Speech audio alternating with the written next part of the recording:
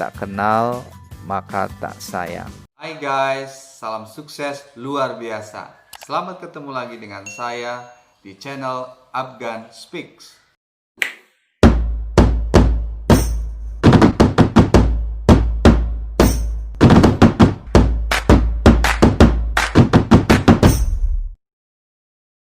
Kali ini kita akan membahas mengenai pengenalan pajak pertambahan nilai. Mungkin teman-teman sering mendengar apa itu pajak pertambahan nilai. Pada dasarnya PPN atau sering disingkat sebagai VAT atau Value Added Tax dalam konteks internasional itu sama halnya dengan pajak penjualan atau sales tax, di mana ini merupakan bagian dari pajak atas konsumsi. Nah, teman-teman sekalian, apa itu PPN?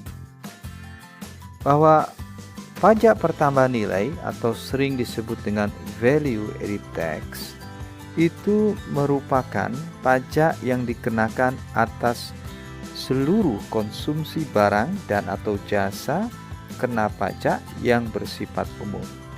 Jadi nanti ada sebutan untuk barang yang dikenakan PPN, itu barang kena PPN atau barang kena pajak, dan untuk jasa yang dikenakan PPN itu adalah jasa kena pajak. Sekali lagi, pajak ini merupakan pengenaan pajak atas seluruh konsumsi barang dan atau jasa kena pajak yang bersifat umum atau General Tax on Consumption.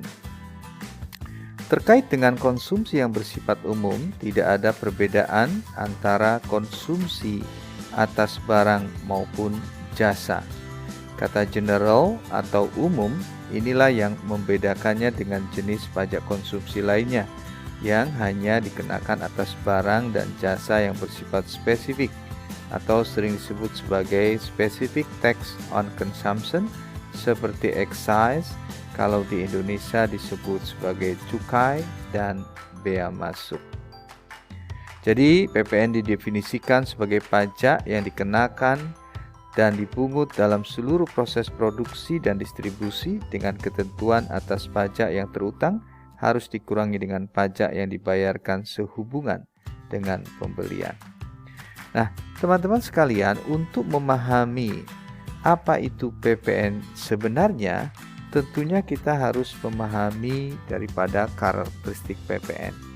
Namun demikian, sebelum kita masuk ke karakteristik PPN, tentu kita harus memahami juga dasar hukum daripada pengenaan pajak pertambahan nilai. Karena pajak lebih didominasi oleh aspek yuridis daripada hitungan matematis. Dengan demikian, maka hal yang pertama harus dipahami adalah apa sih dasar hukum Undang-Undang PPN Indonesia.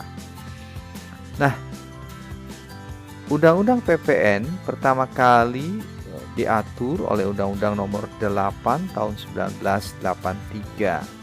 Dalam praktek di lapangan bahwa Undang-Undang PPN ini sering disebutkan berbeda. Ada yang menyebut Undang-Undang PPN tahun 84, ada yang menyebut juga Undang-Undang PPN tahun 94 atau Undang-Undang PPN tahun 2009. Nah, hal ini wajar untuk dipahami. Kenapa? Karena pengaturan pajak pertambahan nilai itu sudah diatur dalam beberapa undang-undang. Undang-undang yang pertama kali mengaturnya adalah Undang-Undang Nomor 8 Tahun 1983 tentang pajak pertambahan nilai dan pajak penjualan atas barang dan jasa, serta pajak penjualan atas barang mewah. Undang-Undang Nomor 8 ini direvisi atau dilakukan perubahan oleh 3 undang-undang. Perubahan pertama oleh Undang-Undang Nomor 11 Tahun 94 yang berlaku per 1 Januari 95. Perubahan kedua oleh Undang-Undang Nomor 18 Tahun 2000 yang mulai berlaku ketentuan perubahan itu adalah mulai 1 Januari 2001. Dan perubahan terakhir adalah perubahan ketiga yaitu oleh Undang-Undang Nomor 42 Tahun 2009 yang mulai berlaku sejak 1 April tahun 2010. Dalam Undang-Undang PPN pertama kali itu terdiri dari salah satunya hampir 21 pasal dan berkaitan dengan penyebutan Undang-Undang PPN di Undang-Undang Nomor 8 Tahun 83 ada pasal 20 yang menyebut bahwa undang-undang ini dapat disebut sebagai Undang-Undang Pajak Pertambahan Nilai tahun 1984. Kenapa? Karena awalnya Undang-Undang PPN ini akan mulai berlaku per 1 April tahun 84. Nah, itulah yang mendasari dasar kenapa Undang-Undang PPN ini disebut Undang-Undang PPN tahun 1984. Nah, ketika dilakukan perubahan, baik oleh perubahan pertama, kedua, dan ketiga, perubahan tersebut hanya menyentuh sampai dengan pasal 16F terakhir. Ya, jadi tidak pernah menyentuh pasal 19, pasal 20 yang menyebut mengenai sebutan Undang-Undang PPN ini, dan pasal 21. Dengan demikian, pasal 20 tidak pernah diubah oleh Undang-Undang Nomor 11 Tahun 94, Undang-Undang Nomor 18 Tahun 2000 maupun Undang-Undang 42 Tahun 2009. Dengan demikian, maka dasar hukum daripada Undang-Undang PPN tetap adalah sebutannya Undang-Undang PPN tahun 1984. Jadi sebenarnya kalau kita mau bicara secara yuridis yang benar, maka tidak ada istilah penyebutan Undang-Undang PPN 94, Undang-Undang PPN tahun 2000, dan Undang-Undang PPN 2010. Tetapi Undang-Undang PPN yang betul sampai dengan saat ini sebutan yang tepatnya adalah Undang-Undang PPN 1984. Nah, udah cukup panjang lebar juga ternyata ngebahas mengenai dasar hukum dan cara menyebut Undang-Undang PPN tahun 9, Undang-Undang PPN Indonesia ini ya.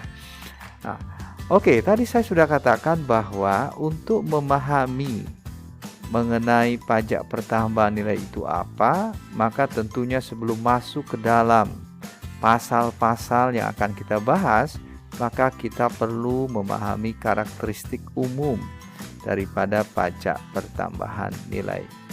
Ini penting karena ada istilah tak kenal maka tak sayang. Karakteristik PPN Indonesia itu ada beberapa. Satu, antara lain PPN merupakan pajak tidak langsung. Yang kedua, PPN merupakan pajak objektif. Ketiga, bersifat multi-stage levy, namun demikian dia tidak bersifat non-kumulatif. Dan karena dia menggunakan indirect subtraction method atau credit method atau invoice method. Kemudian PPN adalah pajak atas konsumsi dalam negeri. Dan terakhir, PPN dikenakan tarif tunggal, yaitu 10%. Mari kita bahas satu persatu bahwa PPN sebagai pajak tidak langsung, yaitu suatu jenis pajak yang menempatkan antara pemikul beban pajak dengan penanggung jawab pembayaran pajak ke kas negara itu berada di dua pihak yang berbeda. Sementara sebutan pajak objektif itu adalah suatu jenis pajak yang saat timbulnya hutang pajak atau kewajiban pajak sangat tergantung pada adanya objek pajak atau dalam bahasa hukumnya tatbestan. Kemudian PPN juga bersifat multi-stage levy, di mana PPN dikenakan pada setiap mata rantai, jalur produksi maupun jalur distribusi BKP atau JKP. Kemudian PPN meskipun dikenakan pada setiap mata rantai, tapi bersifat non-kumulatif, artinya tidak menimbulkan pengenaan pajak berganda. Kenapa? Karena PPN mempunyai karakteristik berikutnya. Dia menggunakan indirect subtraction method dengan mekanisme tax invoice method, atau mekanisme ini sering disebut sebagai credit method, di mana metode penghitungan PPN yang akan disetor ke kas negara itu dengan cara mengurangkan PPN atas perolehan BKP atau JKP dengan PPN atas penyerahan BKP atau JKP. Kemudian selanjutnya, PPN adalah merupakan pajak atas konsumsi dalam negeri. Idealnya memang PPN hanya dikenakan atas barang atau jasa yang dikonsumsi di dalam daerah pabean Republik Indonesia. Dan terakhir, PPN menganut tarif tunggal, di mana PPN dikenakan sebesar 10% atas dasar pengenaan pajak. Nah, Teman-teman sekalian, ke depan kita akan membahas satu persatu dari karakteristik PPN ini. Namun sabar dulu, teman-teman, nanti akan kita bahas selanjutnya untuk pembahasan masing-masing karakteristik ini di materi selanjutnya. Dengan demikian, untuk saat ini materi cukup sekian, dan apabila materi ini cukup bermanfaat, silahkan like and subscribe channel YouTube ini. Terima kasih.